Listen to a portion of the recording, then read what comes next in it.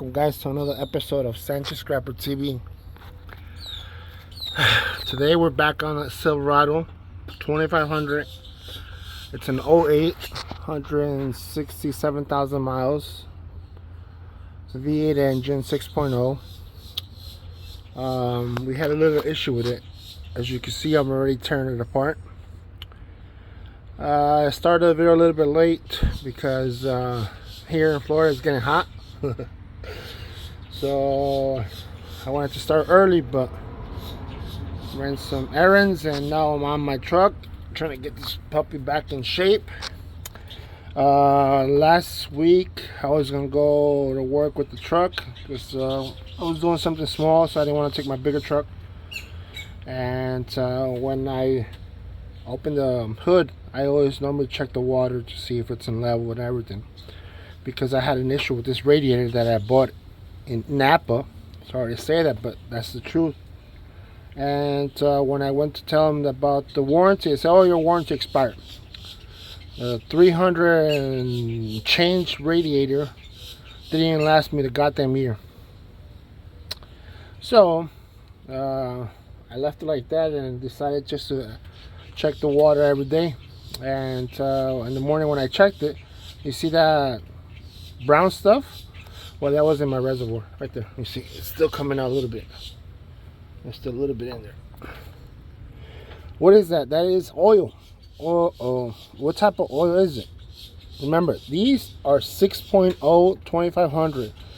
This line, you see these metal lines? These metal lines are from the transmission. The cooler transmission goes in. It's in here. That cools down the oil from the transmission. And on this side, it has those lines. Those are the engine oil that cools inside of the engine. So that cools the engine oil, and they run this way all the way back to the filter, and those run straight to the transmission. So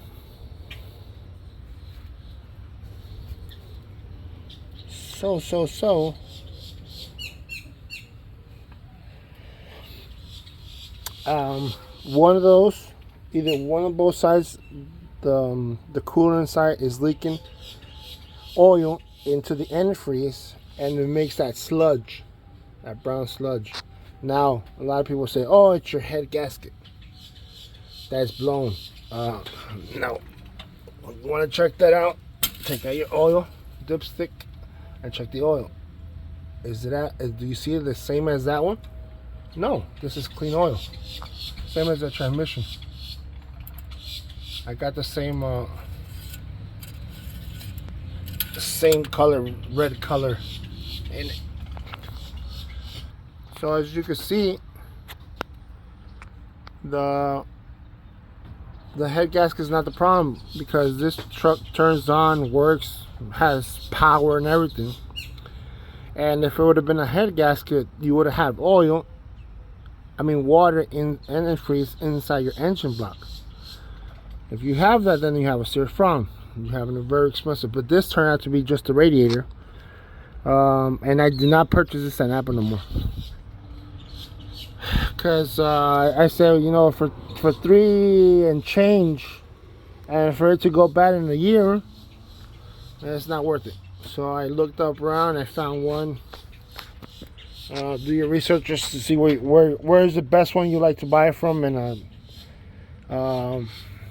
and now we're just gonna swap it. Take off this off. Gotta be careful.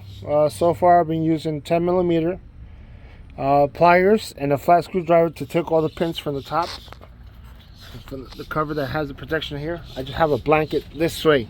I put a blanket over so I can put my body on top and doesn't poke me with any of the hooks and openings that this truck has here. And you gotta disconnect them. So it's easy to disconnect them. Watch my other video and how I did the radiator. You take those pins out very carefully, don't lose them. There's pins inside. Same thing over here. Just pull the cover out. There's the pins right there, and they just pop out. Boop, boop. And then just a 14mm on top, and the radiator puppy comes out. It's not a hard thing. It's just a little bit time consuming. Get all the hoses disconnected and take the oil filter out.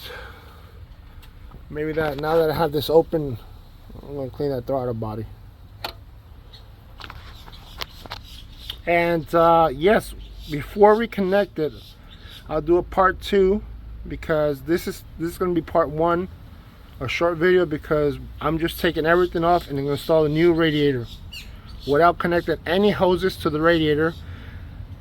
And first I'm gonna flush it manually with my garden hose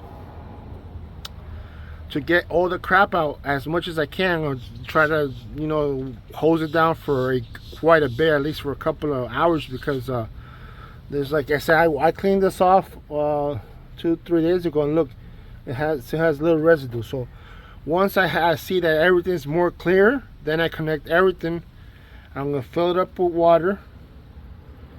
I'm gonna buy a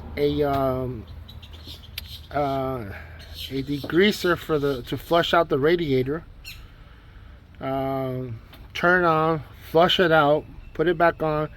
I'm gonna probably do it twice, so there'll be maybe a part 3 video until the final end, to get all this mess that just caused my truck to you know, having oil inside. And you don't want that, because then it gets worse. It will get worse, so you gotta fix it as soon as possible.